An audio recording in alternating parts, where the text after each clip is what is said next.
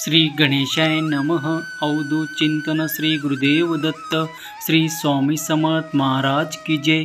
स्वामी म्हणतात, बाळा, आजचे विचार हे तुझ्या जीवनात आमूलाग्र परिवर्तन करणारे ठरणार आहे।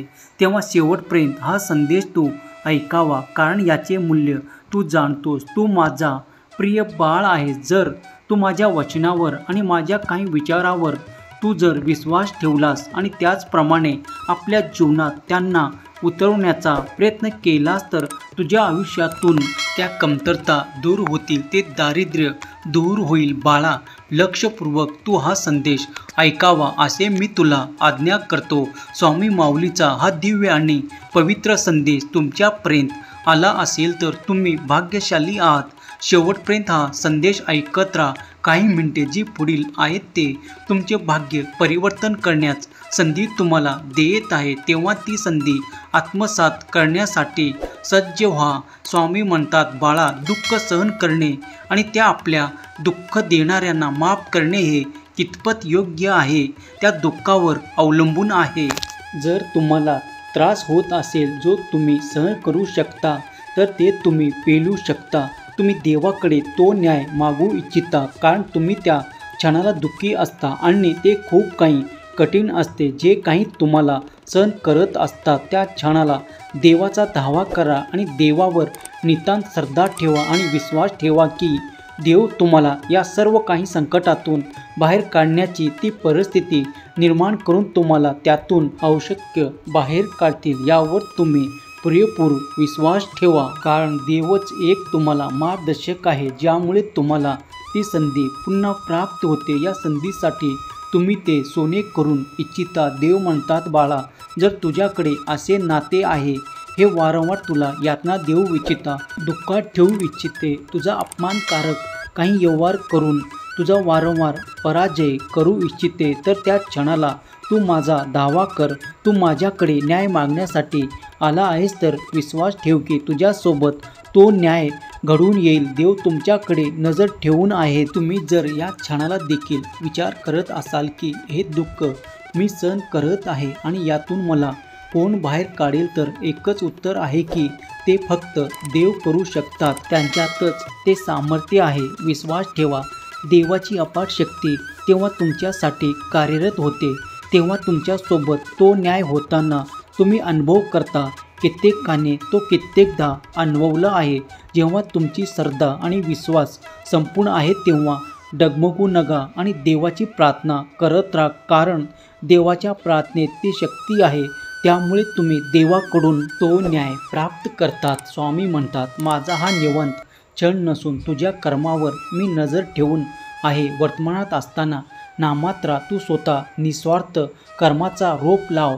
कुणाच्या आशेवर मत्तीवर अवलंबून राहू नकोस, कारण त्या रोपावर येणाऱ्या फळावर अधिकार फक्त तुझाच आणि तुझाच असेल। बाळा, जेव्हा तुम्ही देवाकडे येता आणि विश्वासाने देवाकडे काही मागता तेव्हा मनात संपूर्ण विश्वास ठेवा की देवाची मदत कुठल्या न कुठल्या रूपात तुम्हाला प्राप्त होईल। पण इथपर्यंत तुम्ही एकांतात राहू नका, काळजीत राहू नका। एकांतात राहिल्याने तुम्ही एकटे पडाल। तुम्ही देवाच्या सहवासात राहा, देवाच्या नामस्मरणात राहा, त्यामुळे तुमच्या मनातील ते वाईट विचार नष्ट होतील। नामापुढे तुम्हाला ती अपाट शक्ती प्राप्त होते। स्वामी म्हणतात, बाळा, माझ्यावर विश्वास ठेवतोस ना आणि या संदेशाला संपूर्ण ऐकण्यासाठी आला आहेस ना, तर सुखासाठी कुणापुढे हात पसरू नका। वेळ जाईल त्यापेक्षा दुःखाशी 2 हात कर, चांगली वेळ निश्चित येईल हे मनाशी गाठ बांधा, कारण देव प्रत्यक्ष आणि अप्रत्यक्षरित्या तुमच्यासाठी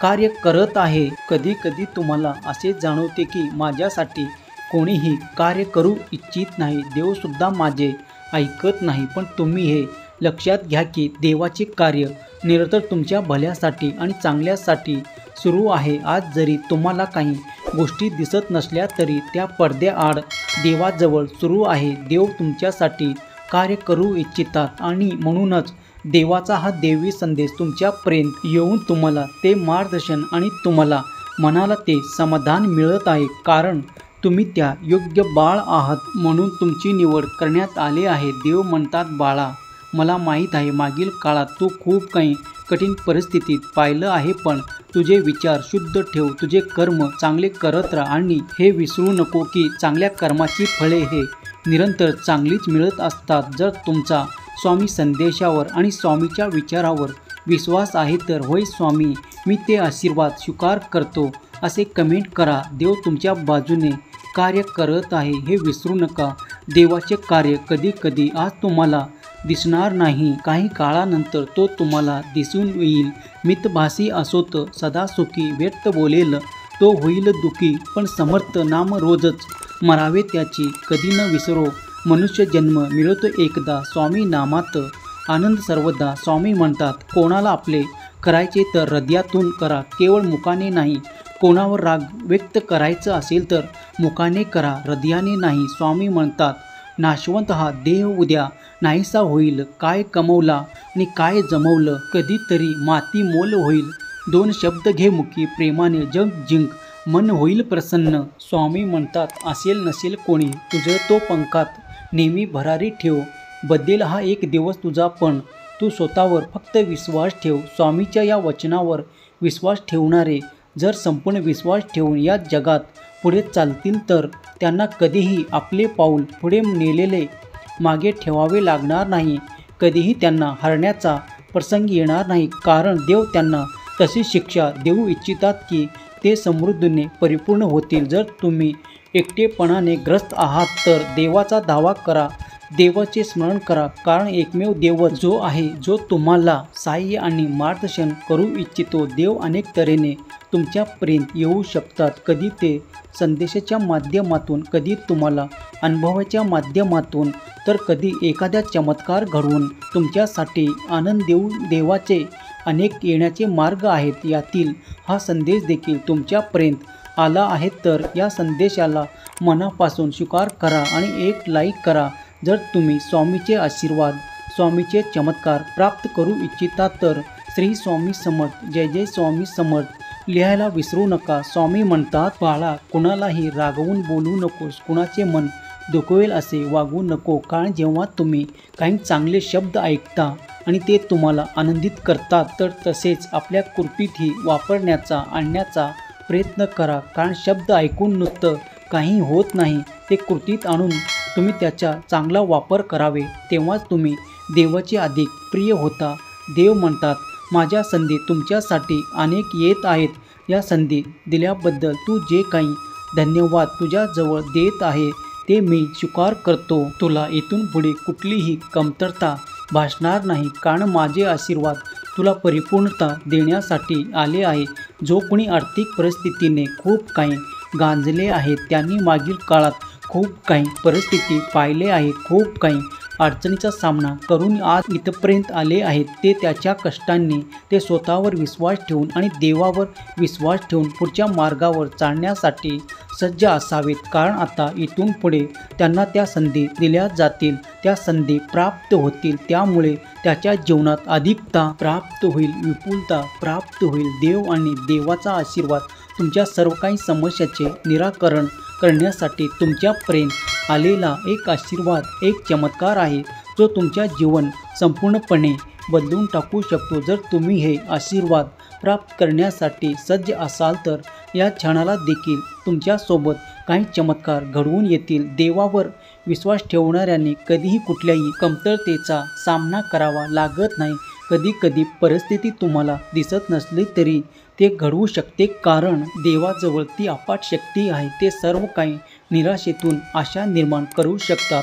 आज स्वामी माऊलीचे विचार आणि स्वामी माऊलीचे आशीर्वाद प्राप्त करण्यासाठी या संदेशाला लाईक करा. जर तुम्ही या संदेशापर्यंत पहिल्यांदाच आला असेल तर चॅनलला सबस्क्राईब करा. तुमच्यासाठी एक सकारात्मक परिवर्तन होत आहे. जर तुम्ही आर्थिक परिस्थितीने आजपर्यंत खूप काही गोंधळलेले होता, तुम्हाला खूप काही कठीण परिस्थितीचा सामना करावा लागत होता, तर इथून पुढे तुमचे ते दुःख सहन करण्याची वेळ आता समाप्त होत आहे. कारण देव तुमच्यासाठी आर्थिक चमत्कार आणि एक आर्थिक नवीन उन्नती देणारा मार्ग तुमच्यासाठी उघडत आहे. ज्या मार्गावर तुम्ही चालणार की तुम्हाला ते आनंद प्राप्त होतील, ती विपुलता, ती समृद्धी तुम्हाला प्राप्त होईल. भरभराट ज्यासाठी तुम्ही देवाकडे खूप काही मागत आहात ते भरभराट तुम्ही आपल्या आयुष्यात जीवनात पाहणार आहात. त्यासाठी सज्ज व्हा आणि ज्या क्षणाला तुम्हाला ते प्राप्त होईल त्या क्षणाला देवाचे मनापासून